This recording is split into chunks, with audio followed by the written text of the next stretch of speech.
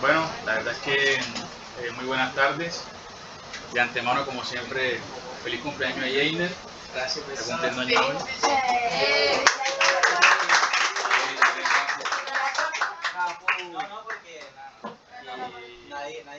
Y bueno, el tema que nosotros vamos a charlar el día de hoy es bacteriemia. La verdad es que es un tema bastante extenso. Lo traté de resumir lo más que pude para ustedes. Ya ustedes me conocen. Mi nombre es Juan Carlos Gómez Pastrana, yo soy vicepresidente de acá de la Fundación Sanatorio Güemes, y no mucho más. Entonces, lo que nosotros vemos que anualmente, cuando se habla de bacteriemia, se estima que se tiene entre 1.7 millones de casos secundarios a sepsis en los Estados Unidos y más de 30 millones de casos en todo el mundo de pacientes que ya tienen bacteriemia. El riesgo de mortalidad, fíjense que es un riesgo de mortalidad del 27%, y casi es un riesgo de mortalidad que es comparado con el infarto agudo de miocardio. Las hospitalizaciones por bacteriemia pueden ser 20 días más largas que otro tipo de hospitalizaciones, y anualmente el costo, digamos, en los Estados Unidos fue de 24.000 millones de dólares, a lo que rondió en el año 2013. ¿Qué factores de riesgo nosotros podemos encontrar para pacientes que pueden presentar una bacteriemia? Y es la edad avanzada, los medicamentos inmunosupresores y las comorbilidades subyacentes, como lo son la diabetes mellitus y el HIV. Entonces, la bacteriemia, ¿cómo se define? Se va a definir como la presencia de bacterias en sangre que se pone de manifiesto por el aislamiento de estas mismas bacterias en los hemocultivos. Eso es bacteriemia. No necesariamente tiene que causar una clínica para denominarse bacteriemia. O sea, para que tengan en cuenta que es muy diferente el término entre bacteriemia y sepsis si lo van a comparar. Las bacteriemias pueden ser de origen comunitario, y estas son aquellas que se aíslan en las primeras 48 horas de su internación y representan hasta un 50% de los casos. De estas puede ser primaria, como son la colonización intestinal, y secundaria, que vienen de un sistema específico, como puede ser por infecciones pulmonares, por itis, por infección de piel y tejidos blandas, y aquellas que tienen un origen desconocido. Las nosocomiales son aquellas que son adquiridas aquí de forma intrahospitalaria. Hay algunas que son asociadas al cuidado de la salud, como por ejemplo aquellos pacientes que reciben quimioterapia, que básicamente tienen catéteres vasculares, como lo que son los catéteres como los portacat, o los pacientes que tienen diálisis o que tienen, digamos, que dializan por catéter Cook, o que pueden dializar por fístula, digamos, ya tienen, ya se dominan como si fuesen asociadas a la salud. ¿Okay? Nosotros podemos encontrar falsa bacteriemia, que es cuando tenemos en los hemocultivos un germen, ¿sí?, que no es compatible con el cuadro clínico que nosotros estamos tratando. Entonces, eso se denomina como una falsa bacteriemia o un contaminante. Las bacteriemias verdaderas son aquellas que obviamente representan, digamos, el aislamiento de un germen y una infección básicamente a corte de la clínica que nosotros estamos tratando. Y ellas pueden ser de forma transitoria, son aquellas que se limitan espontáneamente entre 8 y 12 horas, o aquellas personas, por ejemplo, que se han expuesto a procedimientos dentales, extracción de los mismos, como sería el caso más común. Persistente, aquella que se mantiene más de 48 horas acorde al cultivo de control, como es el caso por la bacteriemia por Staphylococcus aureus. La bacteriemia de brecha, que ocurre durante el tratamiento antimicrobiano apropiado y cuando los hemocultivos previos ya eran negativos. Y se denominan casos difíciles aquellos aislamientos de gérmenes altamente contaminantes con un cuadro clínico compatible y que, por ejemplo, sean portadores de un catéter venoso central o dispositivos intravasculares. En estos casos, lo que se aconseja es siempre repetir hemocultivos, siempre y cuando sea un germen de alta virulencia, por ejemplo, como el Staphylococcus aureus, retiro del catéter con resultado de punta y similitud de hemocultivo, también lo considero como un caso difícil o complicado, y cuando el cuadro clínico desaparece, muchas veces al retiro del catéter, si rescatan el hemocultivo, también se puede considerar que el paciente pudo haber tenido una bacteriemia en este contexto. Ahora, fíjense que esto fue como que más o menos una caracterización epidemiológica que se hizo en un hospital universitario. Esto fue en Córdoba, básicamente en Argentina, sobre aquellos pacientes que llegaban, digamos, al servicio de urgencias y le tomaban hemocultivo para ver qué tipo de, con signos clínicos, obviamente una infección, para ver qué tipo de bacteriemia presentaban. Obviamente, como ustedes pueden ver aquí, la prevalencia siempre fue más en los pacientes que tenían coco gram positivo. Dentro de estos, el Streptococcus pneumoniae, el Staphylococcus aureus y el Enterococcus fecalis fueron los más frecuentes. Y entre los gram negativos, fíjense que la Escherichia coli, la Klebsiella pneumoniae y la Pseudomonas aeruginosa siempre son como que los más frecuentes. El número, digamos, de población siempre fue similar, lo que ellos encontraron. las comorbilidades, hay más pacientes inmunosuprimidos con diabetes, neoplasias, con infección por VIH, ¿sí? Y el foco más representativo de la bacteriemia fue el respiratorio. Ahora, en cuanto a los hemocultivos, hay que entender que el hemocultivo es un cultivo de microorganismos que está presente en la sangre, ¿sí? Los cuales obviamente van a detectar infecciones que pueden ser transmisibles al torrente sanguíneo. Pero que fueron transmisibles al torrente sanguíneo. Entonces, ¿qué es lo ideal? Siempre, para hacer un hemocultivo siempre obviamente es tener que el sitio donde yo tome el hemocultivo esté libre de infecciones. Uno, el sitio donde yo tome el hemocultivo obviamente tiene que ser, que la muestra que yo tome tiene que ser mínimo 10 ml o, si lo quieren poner así, de 8 a 10 ml, que sean de dos sitios de venopunción diferentes. Este sí o sí no es regla excluyente, y a esto se le llama set de hemocultivo, para que tengan hemocultivos tanto aerobios como anaerobios. Idealmente los hemocultivos deberían tomarse durante el pico febril, que es donde se dice que tiene más replicación bacteriana, básicamente, y donde tengo yo más chance de aislar un patógeno. Esto no quiere decir que los hemocultivos en frío tengan baja sensibilidad. Y obviamente la cantidad de unidades formadoras de colonia en algunos casos también va a determinar sí o sí, digamos, la presencia de hemocultivos. Generalmente, para que en sangre las bacterias me salgan el hemocultivo, por lo general ya hay más de 10 unidades formadoras de colonia. Yo tengo múltiples formas de cómo hacer cultivos en sangre durante mi cultivo. Cuando tomo el hemocultivo, forma de procesarlo. Entonces yo tengo los cultivos que son base de huevo, los cultivos que son en agar, la caja de Petri, que es el cultivo en chocolate, y tengo la última generación, que es el Malvidol. ¿Sí? Entonces, este es generalmente lo que me prueba a mí es que me da un resultado en menos de 2 horas, y con eso yo guío mi terapia antibiótica más dirigida. Y la principal indicación de un hemocultivo, como ustedes saben, es en la sepsis. Entonces, ahora, ¿será que todo paciente necesita hemocultivo? Y me parece como que esta diapositiva la traje y es importante porque en realidad enmarca qué factores de riesgo puede tener un paciente para el desarrollo de una bacteriemia, obviamente en pacientes que no son neutropénicos porque son inmunocompetentes. Entonces, fíjense que existen diferentes escenarios clínicos en los cuales nosotros vemos que representa un riesgo en general de desarrollo de bacteriemia.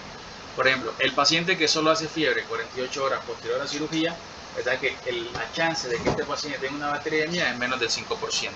Los pacientes que tienen infecciones no complicadas, como celulitis no complicada, cistitis, neumonía escrita en la comunidad que no es severa, la verdad es que el chance de hemocultivo es menos de 10% y es bajo. Entonces, en base a eso, yo debería plantearme si mi paciente tiene sepsis o shock séptico. Entonces, si mi paciente en realidad está en esta condición, yo no voy a decir que no pueda tomar hemocultivos, es decir, debería tomar hemocultivos. Pero si mi paciente no tiene esta condición, ya yo voy a plantearme cuál es la probabilidad de que tiene mi paciente en realidad de tener una bacteriemia. Entonces, si mi paciente tiene esta característica, que tenga más del 50% de hacer una bacteriemia, por ejemplo, que tenga una infección asociada a catéter, que el paciente tenga una discitis, que tenga una endocarditis, por ejemplo, que el paciente tenga acceso de epidurales, meningitis, que tenga artritis sépticas, entre otro tipo de infecciones, por ejemplo, que sea un neuroquirúrgico y tenga una ventriculitis. Entonces, ese tipo de pacientes van a tener más chance de tener una bacteriemia frente a otro tipo de pacientes. Entonces, por lo que se recomienda que en estos pacientes obviamente se tomen hemocultivos de entrada. Si el paciente tiene un riesgo intermedio, abajo ya va a pasar acorde a los factores de riesgo que tenga el paciente y en base a mi juicio clínico, si yo tomo o no los hemocultivos. ¿Sí? Pero en general, siempre para pensar, para que quede claro, cuando yo tomo un hemocultivo es porque en realidad pienso que tiene estas condiciones aparte, que son excepciones de la sepsis o que el paciente es séptico. ¿Okay? Ahora, existen diferentes tipos de bacteriemias. Las bacteriemias pueden ser por gram negativo y por gram positivo. Vemos que en general, desde lo que ha sido desde el 97 hasta el 2013, ha habido un aumento en infecciones por gram negativos, que es del 33 al 43%, y la tasa de bacteriemia que se ha presentado de acuerdo a enterobacterias multiresistentes hasta el 2016 ha llegado hasta el 15.8%. De esto, los patógenos más frecuentes que nosotros hemos encontrado en pacientes que tienen una bacteriemia, o sea, gram negativo, viene siendo la E. coli, hasta un 27%, que es la que representa la mayoría de los casos. Y hay que considerar que estos patógenos en realidad no tienen un reservorio en sí, sino que el reservorio de estos pacientes está en el medio ambiente, llámese plantas contaminadas, agua contaminada, en la industrialización que hemos tenido y posteriormente en la colonización gastrointestinal que puede tener algunos otro tipo de poblaciones como son la mayoría de los pacientes hospitalizados o internados. Ahora, las bacterias por negativo también las puedo dividir de origen comunitario y de origen nosocomial. Vemos que la mayoría, la gran población va a representar lo que es la Escherichia coli, tanto de origen comunitario como nosocomial, pero vean que a nivel de origen nosocomial, las que le siguen en lista son la Klebsiella pneumoniae, la Pseudomonas aeruginosa y la Cinetobacter baumannii. Esto siempre como para pensar, si yo me enfrento, digamos, a un paciente que yo sospecho que tiene una bacteriemia, siempre voy a ver que el mayor germen aislado va a ser Escherichia coli.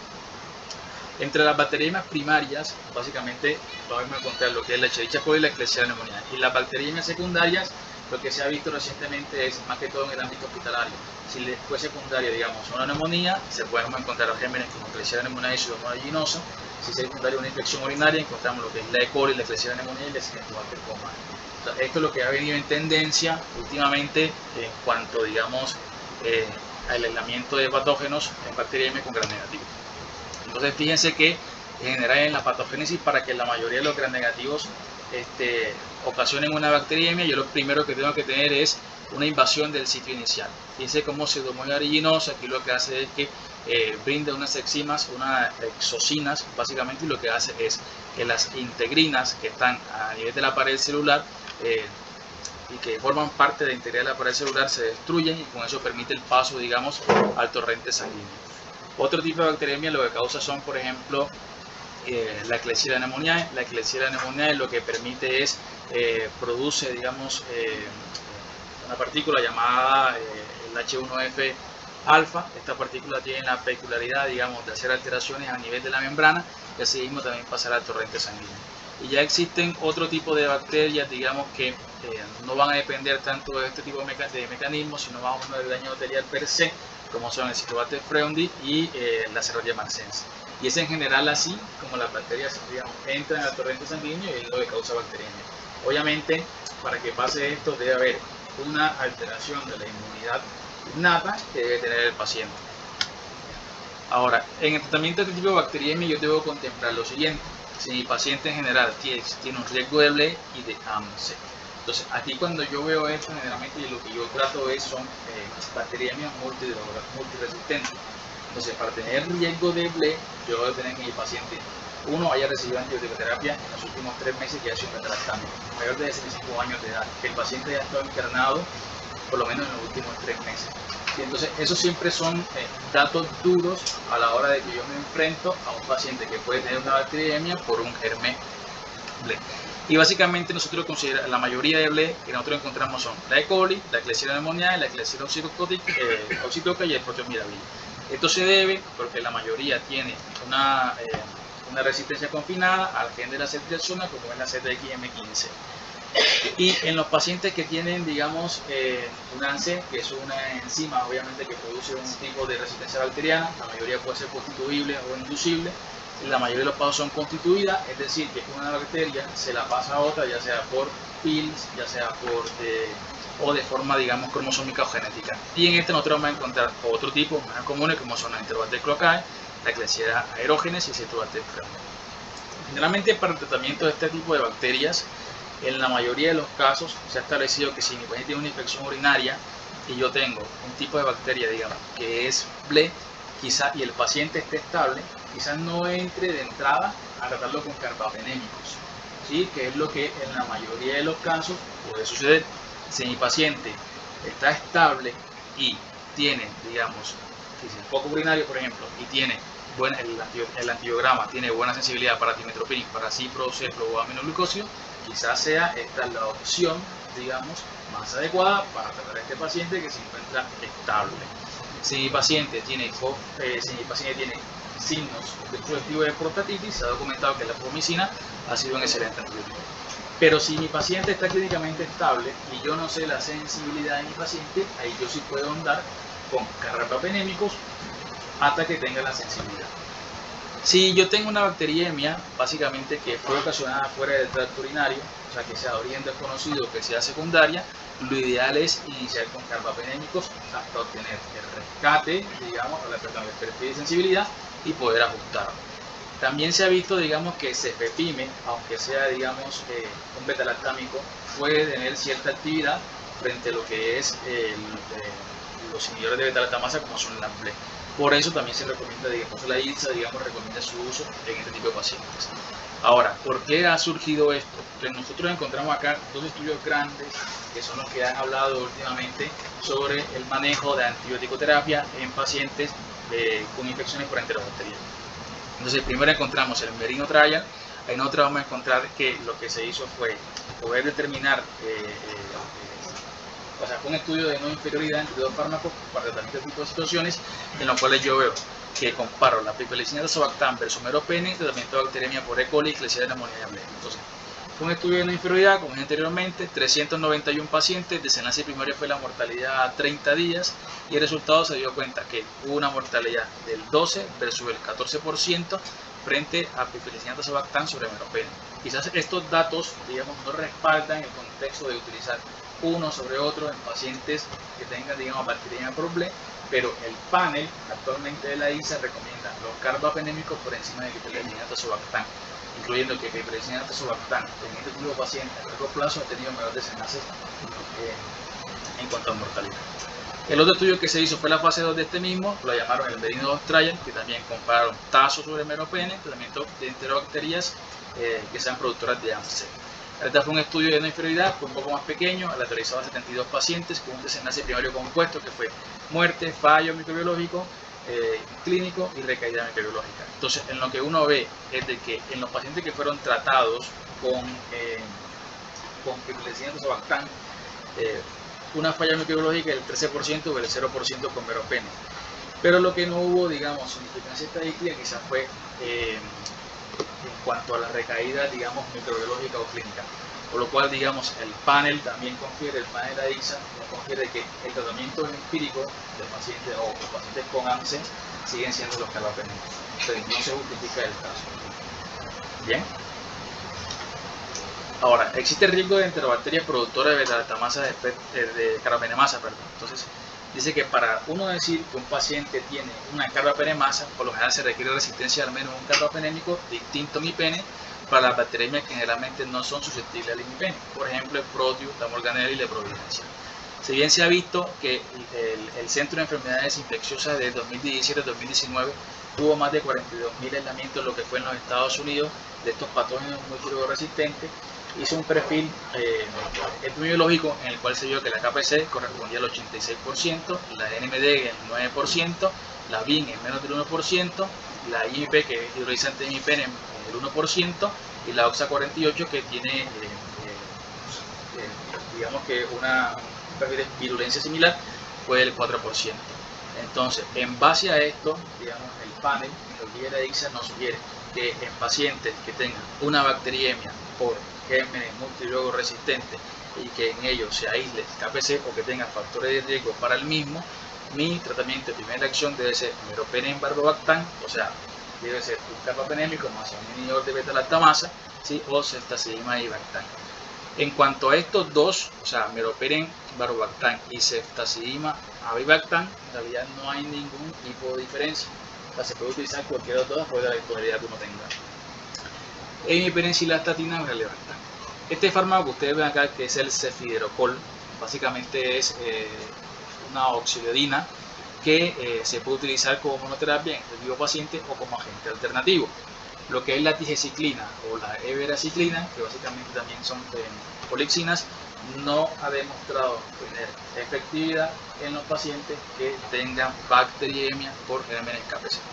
En los pacientes con NMD, el tratamiento de elección viene siendo Ceftavir en combinación con lo que es el Astronan o digamos lo que es el cefidrocol como monoterapia. Puede uno utilizar lo que es el Astronan básicamente y el meropenem en algunos casos de que esta otra enzima no esté presente, por lo menos lo que es la OXA 48. Y lo que yo cuando tengo pacientes con que tengo una KPC con una OXA 48, la verdad es que la terapia de elección, lo que se ha visto hasta el momento es ceftazidima y Bactam. Si en general, digamos, lo que es ceftazidima y Bactam últimamente no ha demostrado que tenga tantas tasas de recaída en el tratamiento de los pacientes con KPC, en general, en el medio en que nosotros nos enfrentamos en la mayoría de, digamos, de estos pacientes, vemos que muchas veces, sacando los pacientes neutropénicos, vemos que muchas veces tienen factores de riesgo para utilizarlo y sería, digamos, la primera instancia en cuanto si tiene factores de riesgo para los mismos. Entonces ahora, no se sugiere en ello la terapia combinada, es decir, el uso de un agente beta-lactámico en combinación con aminoglucosio, fluoquinol, antideslizina o pilamixina para el tratamiento de estas enterobacterias productoras de carbapenemasa. No se ha visto que mejora la mortalidad en el grupo paciente, no se ha visto que mejora la recaída ni clínica ni microbiológica, y no se ha visto que disminuye la estancia hospitalaria. Entonces, lo que sí se ha visto es que produce más efectos adversos secundarios a los mismos antibióticos, ¿okay? Por eso no se recomienda, digamos, el uso. Ahora, mi paciente tiene riesgo de pseudomonas aeruginosa, es decir, tuvo con una infección por pseudomonas aeruginosa anteriormente. Mi paciente, no sé, tiene un EPO o un PS1 que es más del 30%, tiene bronquiectasis sospechando que fuera algo que fuese, digamos, de foco pulmonar. Estuvo internado en terapia intensiva y tuvo un aspirado traqueal, una neumonía asociada a ventilador por pseudomonas aeruginosa, quizás, o que mi paciente ante estas infecciones debo considerar que en los últimos 12 meses sea un factor de riesgo para pseudomonas aeruginosa. Si mi paciente, digamos, no los tiene, en general el tratamiento debería ser con otro tipo de fármacos, por ejemplo, y si tiene estabilidad clínica, digamos, otro tipo de fármacos como cuáles van a ser el tazo, la ceftazidima, cefepime, la fluoroquinolona también puede ser una buena opción, siento como la ciclo, la levofloxacina, eso va a depender acorde uno del foco inicial que sea la bacteriemia o si no tiene foco inicial. Pero en el 2018 ha surgido un tema que es o un término básicamente que es la pseudomonas difícil de tratar o la pseudomonas multidrogresistente, que básicamente, como ustedes ven acá, tiene múltiples mecanismos de resistencia, por eso la disminución de la expresión de la purina en la membrana externa, las mutaciones en el número de cefalosporinas, las enzimas, las pseudomonas también producen enzimas ANCE, tienen regulación positiva de la bomba de flujo, por ejemplo por estas MEX-A o PRM, mutación del sitio de unión a la penicilina, también produce penicilinasas y tiene presencia de BLE y carbapenemasa hasta en un 20% de tipo 20. Entonces vean que la pseudomonas aeruginosa tiene múltiples digamos, mecanismos de resistencia y es un germen que hoy en día se puede decir que es uno de los gérmenes fastidiosos o gérmenes difíciles de tratar. Ahora, si yo tengo un paciente, digamos, que tengo una pseudomonas aeruginosa multidrogoresistente o que yo sospeche que tenga varios tipos de mecanismos de resistencia, lo ideal sería utilizar ceftorozanoatazobactam, ceftazidima y Bactam y imipenicilina ralebactam. Entonces fíjense que siempre es un inhibidor, digamos, de beta-lactamasa, siempre asociado, digamos, a beta-lactámico. Entonces, esa siempre sería la combinación en este tipo de pacientes. ¿Listo? Y el tratamiento. La duración del tratamiento de los pacientes con bacterias gram negativo no debe superar los 7 días. En general, no se ha demostrado que en pacientes que tengan mayor de 7 días de tratamiento tengan mejoría clínica, o yo repito, tengan menor estancia hospitalaria y tengan, digamos, menor recaída clínica y microbiológica. Hemocultivos de control no se hacen, solo se ha demostrado que menos del 7% de los pacientes con bacteriemia ha demostrado que los hemocultivos de control tengan un resultado positivo. ¿Y hasta cuándo yo voy el tratamiento? Como dije anteriormente, en estudiantes sería entre 5 y 7 días y que por lo menos el paciente esté presente por más de 48 horas. Ahora, a estos pacientes se les puede dar antibiótico oral, sí se les puede dar antibiótico oral, eso va a depender obviamente del tipo de rescate que yo tenga. Pero en general, lo que también se ha comparado es que en este tipo de paciente se ha ofrecido la terapia oral, digamos, al 5.º día, después del 5.º día de terapia endovenosa, en pacientes que se decidieron continuar una terapia endovenosa extendida. Entonces, aquí vemos lo que es este estudio, en realidad, lo que es un estudio, digamos, aleatorizado de 2.161 pacientes que se hizo entre 2008 y 2014. El desenlace primario que ellos buscaban era la mortalidad de 30 días por todas las causas, ¿sí? En cuanto a pacientes que yo básicamente le daba la terapia oral al 5.º día y a quien se los extendía. Entonces, ellos encontraron que tuvieron bacteriemia de foco urinario, tracto gastrointestinal, catéter venoso central en la mayoría de los casos. Las muertes que se reportaron fueron los siguientes: del 13.1% básicamente versus el 13.4% en ambos grupos. O sea, en el grupo que le di antibiótico oral después del 5.º día y a quien no se lo di. lo que me da un hazard ratio de 1.03. Básicamente eso, o sea, no tendría una significancia básicamente estadística, queriéndome decir que básicamente yo no tengo un exceso de mortalidad en aquellos pacientes que le continúan la terapia oral a partir del quinto día. Y la recurrencia en este tipo de pacientes, fíjense que se dio cuenta que para los pacientes con terapia intravenosa fue de 0.8% y por ahora fue de 0.5% con un hazard ratio de 0.82, que básicamente tampoco tiene alguna significancia estadística. En cuanto a la alta hospitalaria, básicamente yo lo que puedo ver es que en los pacientes que di vía oral por 5 días, o sea, di vía oral y a partir del quinto día inicié la terapia oral versus IV completo los 7 días, básicamente fíjense que esto lo que tiene es un rango intercuartílico que se movió de 3 a 8 días versus 7 días, básicamente que tiene un rango intercuartílico de 4 a 14 días, lo que me indica a mí que hay una significancia estadística. Es decir, los pacientes que los pasé a vía oral tuvieron menor tasa hospitalaria que aquellos que continué, digamos, lo que fue la terapia endovenosa, y aquellos pacientes también los que expuse a menos complicaciones de tener una terapia endovenosa continua, o sea, menos infecciones, menos recambio, digamos, de sitios periféricos por flebitis, etc. Entonces, ahora para continuar la bacteria por gram positivo, en general, si hablamos de gram positivo son muchos, pero creería que el que más nosotros nos enfrentamos es al Staphylococcus aureus. Entonces, el Staphylococcus aureus básicamente es un poco gram positivo, es un facultativo anaerobio, tiene la característica de ser un coagulasa positivo, es decir, que se adhiere al fibrinógeno y el mismo, entonces su mecanismo de resistencia hace biopelículas. Y otro mecanismo de resistencia que tienen muy famoso son las adhesinas, que le permiten transportarse a nivel del endotelio y sería uno de sus factores de virulencia.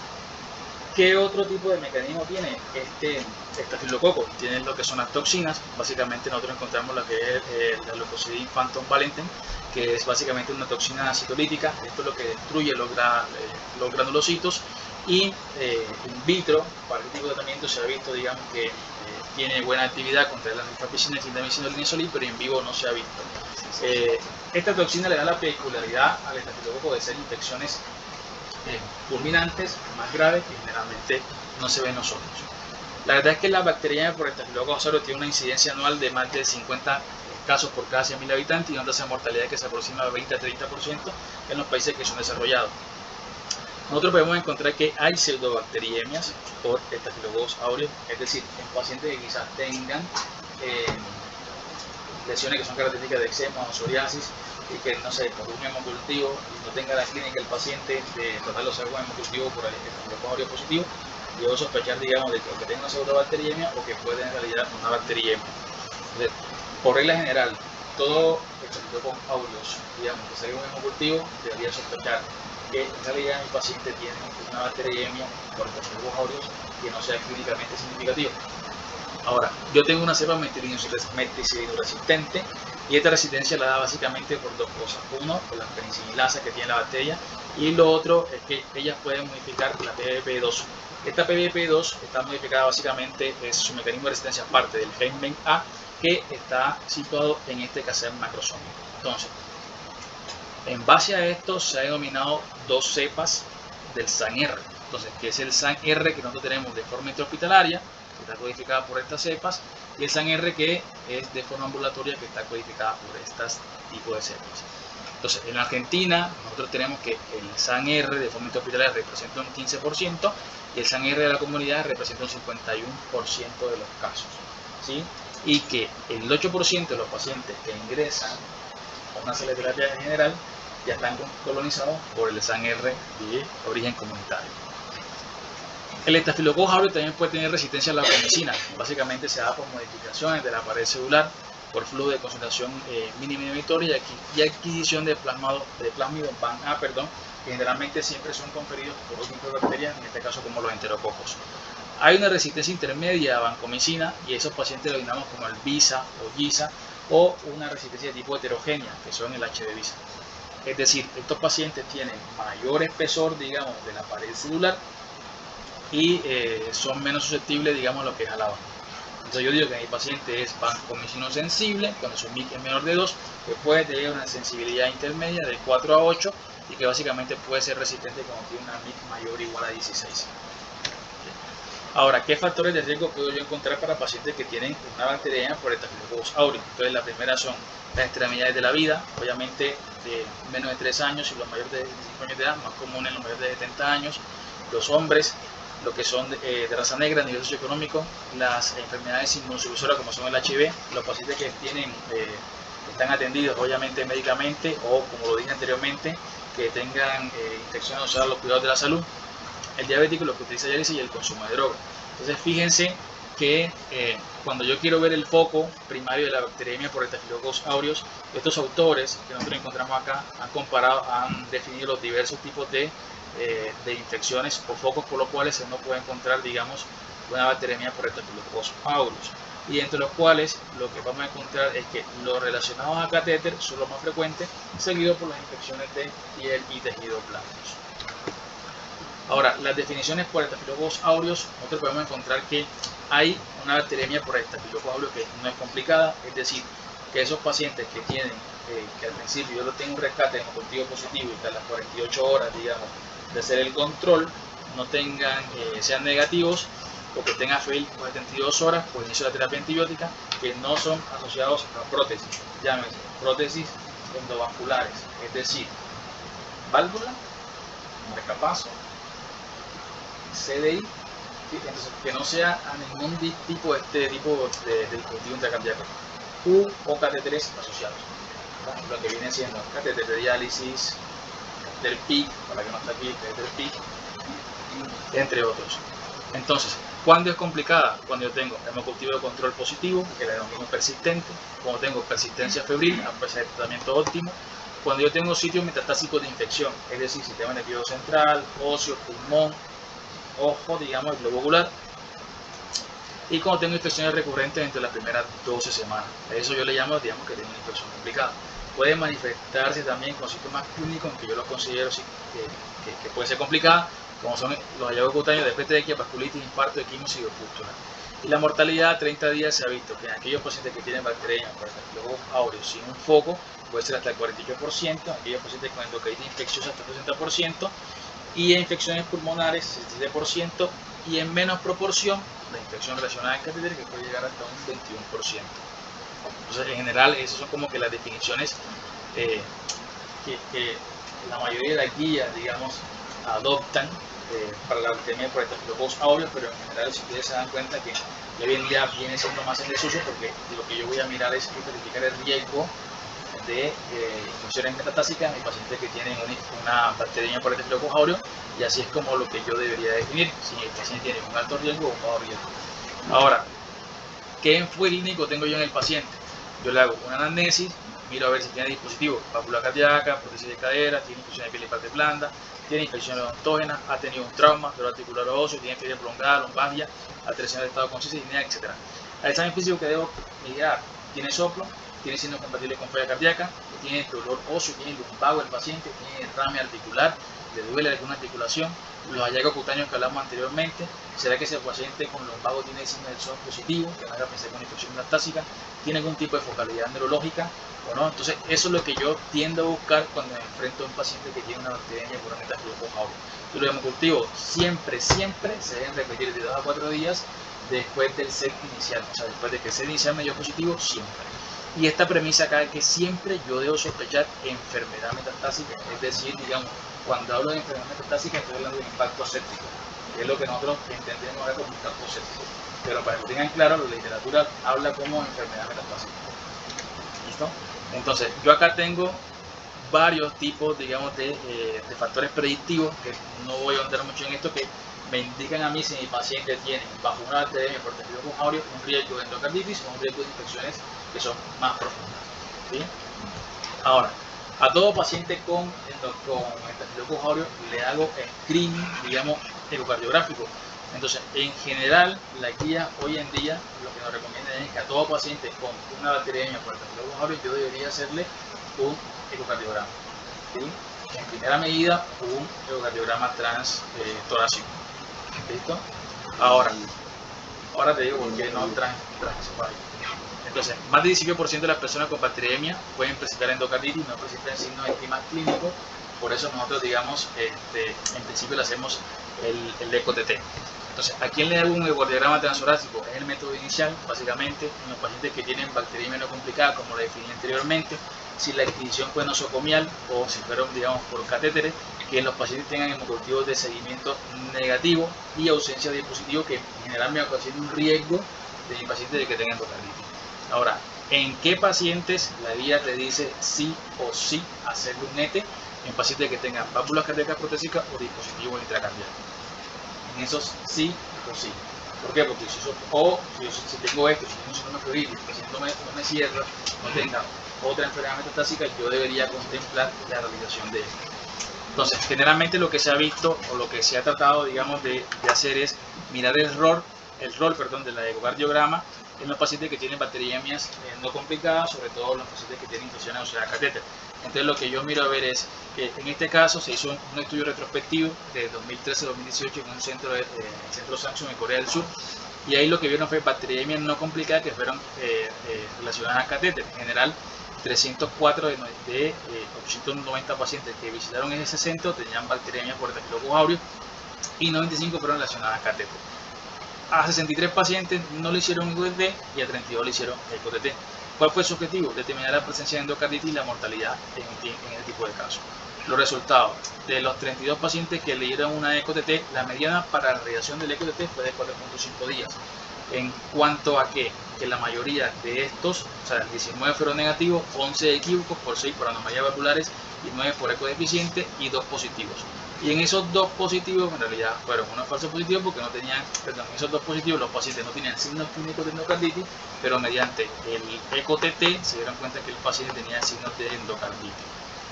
Ahora, la guía también establece que para hacer un ecocardiograma, digamos, transtorácico en un paciente, por lo menos tienen que haber pasado 7 días desde la infección, o por lo menos una semana.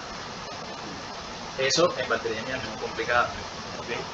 Y la tasa de mortalidad, fíjense, en este tipo de pacientes a los 30 días fue del 4.4% y a los 90 días fue del 8.8%. O sea que fue una tasa de mortalidad medianamente baja. ¿Sí?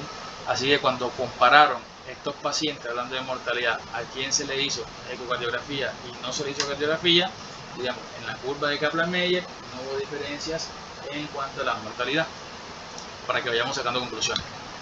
Ahora, existen varios sistemas de puntuaciones que me indican a mí qué pacientes pueden hacer o tienen un alto riesgo de hacer, digamos, lo que es endocarditis infecciosa.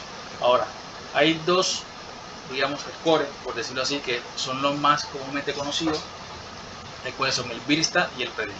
Entonces, estos scores, obviamente, lo que es el BIRSTA, que es más conocido aún y es que más se ha trabajado aún en Latinoamérica, lo que vemos que consta de varios ítems y se encuentra en medical. Entonces, los varios ítems son cuál, si el paciente tiene embolia cerebral o periférica, meningitis, tiene algún dispositivo intracardíaco, tiene endocarditis, digamos, de válvula nativa o protésica, uso de drogas intravenosas, si el paciente presenta bacteriemia persistente. Entonces, o alguna de las siguientes combinaciones: osteomielitis vertebral, adquisición digamos, de una bacteriemia por Staphylococcus aureus que sea de forma, digamos, nosocomial. Y tiene otras en cuenta como son la sepsis, shock séptico, la PCR, básicamente bajo un puntaje. Ahora, si mi paciente tiene 3 puntos positivos del BIRSTA, quiere decir que mi paciente tiene un alto chance de endocarditis infecciosa y ese paciente sí o sí debería de hacerle un ecocardiograma. Okay, si tiene menos de 3 puntos, ya va a considerar mi uso clínico y se lo hago, ¿no? El otro score, obviamente, lo que es el PREDICT, también me habla, ese se lo voy a dejar acá, me habla sobre la predicción que tiene mi paciente de tener una endocarditis infecciosa. Entonces, fíjense que esto se debe hacer en cuanto al primer día y al quinto día de que yo he detectado, digamos, una bacteriemia por Staphylococcus aureus. Ahora, en cuanto si al primer día yo tengo un puntaje que es mayor o igual a 4, quiere decir que tiene alto pretest, digamos, para sospechar de endocarditis y decir que mi paciente en realidad tiene una endocarditis infecciosa. Pero si el quinto día es menos de 2 puntos, básicamente lo descargo. ¿Cuándo es más sensible? Más sensible sería básicamente, creo que al quinto. Ahora, en realidad ya se viene trabajando sobre estos modelos de predicción para descartar endocarditis en pacientes con bacteriemia por Staphylococcus aureus. Entonces vean, por ejemplo, esta corte retrospectiva multicéntrica que se hizo en los Países Bajos, en los cuales tuvieron 447 pacientes, ¿sí? Con bacteriemia por Staphylococcus aureus, que la mayoría fueron no complicadas. Entonces, el desenlace primario siempre fue evaluar la predicción diagnóstica del BRISTA, el PREDICT y el POSITIVE, que son otro tipo de score, básicamente, para definir el riesgo de endocardititis infecciosa y la realización del ECO-TT. Entonces, la prevalencia, digamos, de endocarditis en este tipo de población fue el 18.2%. Y fíjense acá donde uno puede encontrar, cuando yo comparo el tipo, digamos, los tipos de score, cuando veo lo que es el BIRSTAS tuvo una sensibilidad del 98.9% y un valor predictivo negativo del 99.3%. Es decir, que el BIRSTAS me dice que ante la ausencia, digamos, de datos radiográficos, ante la ausencia, digamos, de las variables que yo encuentro en el score, en realidad, cuando yo someto a este paciente a hacerle un ecocardiograma, no encuentro datos que sean sugestivos de endocarditis. Y eso es básicamente lo que arroja. ¿Okay? Y existe otro tipo de estudio, como fue la validación del VISTA, digamos, si fue y el PREDICT, para determinar la presencia de endocarditis infecciosa en pacientes con bacteriemia por aureus. Digamos, es un trabajo que es más latinoamericano, ¿sí? Es un trabajo que, digamos, aunque se adoptan de series anglosajonas, digamos, puede que su validez externa esté muy bien recibida. Así que este trabajo se hizo en Medellín, Colombia, fue una corte retrospectiva, se hizo en el Hospital San Vicente Fundación y en el Hospital Pablo Tobón Uribe. Estos fueron los años de seguimiento. Valoraron tanto el VISTA y el PREDICT en su corte, en la relación paisa que ellos tuvieron allá, para definir el riesgo de endocarditis infecciosa y la realización de un ECO-TT. En general, el número de pacientes que evaluaron fue en 992 pacientes. Ellos incluyeron a todos los pacientes que tuvieron mayores de 18 años con bacteriemia por Staphylococcus aureus demostrar al menos por un hemocultivo, y los criterios de exclusión fueron aquellos pacientes que se diagnosticaron a bacteriemia por S. aureus de forma extrahospitalaria y que lo mandaron acá para seguir tratamiento. ¿El resultado cuál fue? El principal sitio de adquisición de la bacteriemia fue obviamente nosocomial, 51.8%, el SAN-R se rescató en el 26% de estos casos, y el origen de este tipo de bacteriemia fueron por catéteres venosos centrales y hemodiálisis en el 15%.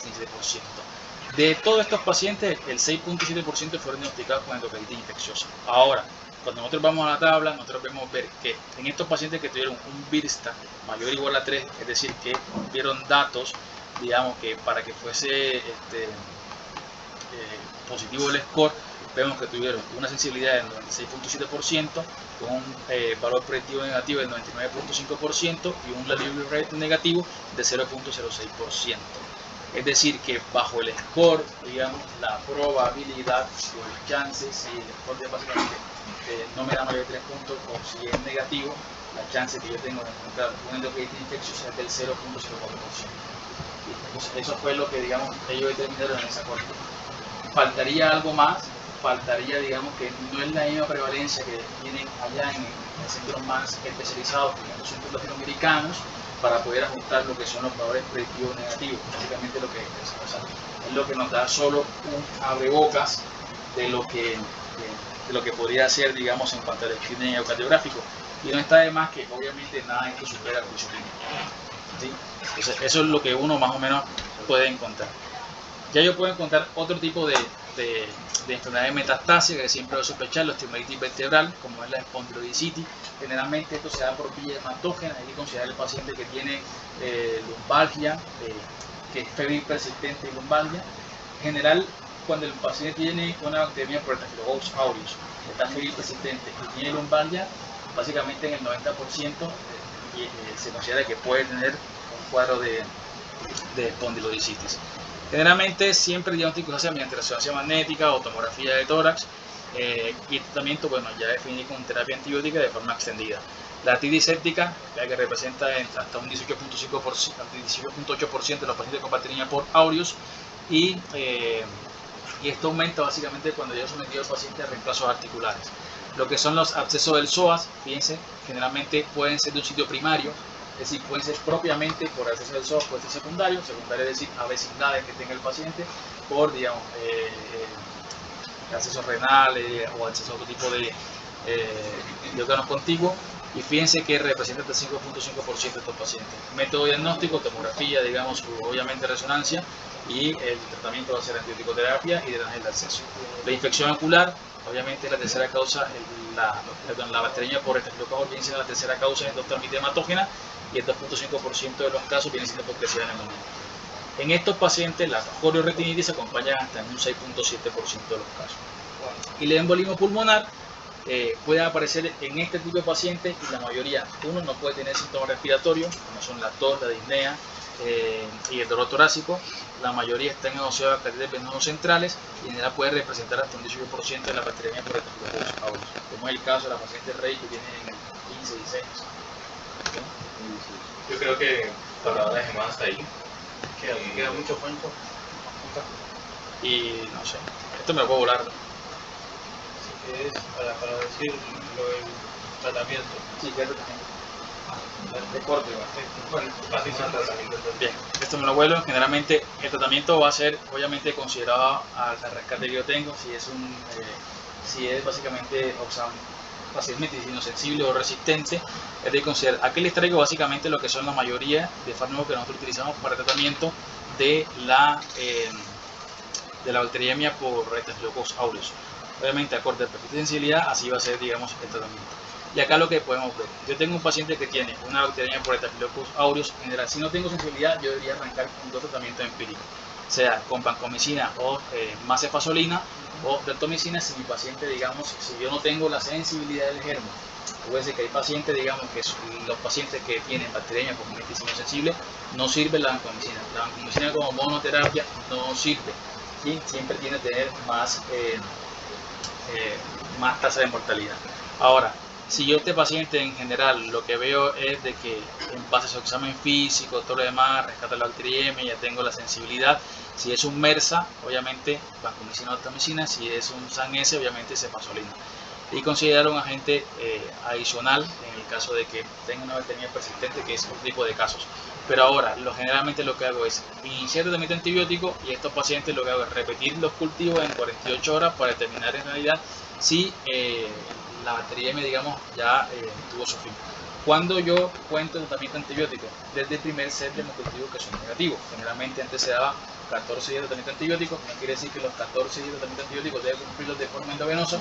Se puede dar tratamiento antibiótico de forma oral en este tipo de pacientes, siempre y cuando las condiciones clínicas lo permiten, o tengan bajo riesgo de recaída microbiológica e infectológica.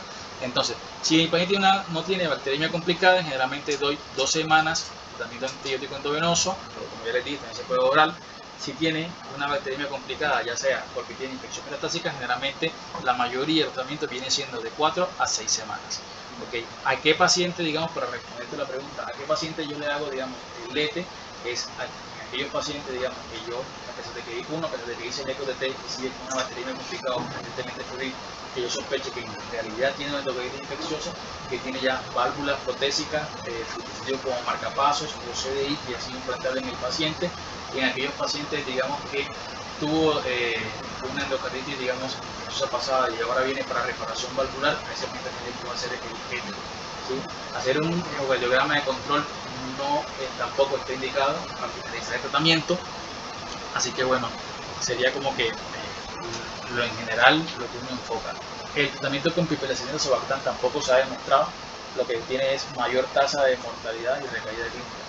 Así que por lo general, por ahora, en base a la mayoría de los tratamientos que les estoy indicando, generalmente para la utilización de cefasolina, que lo utilizamos mucho acá, uno lo que tiene que tener en cuenta es el efecto inóculo que tiene la cefasolina. La cefasolina es de pacientes que tienen efecto inóculo positivo, es decir, aquellos pacientes que tienen ante cierto número de bacterias muy buena penetrancia in vitro, pero en vivo no es eficiente. Entonces lo que tiene es ser más mortalidad. En ese caso nosotros podemos utilizar oxicilina, que también puede ser una buena opción. Y listo.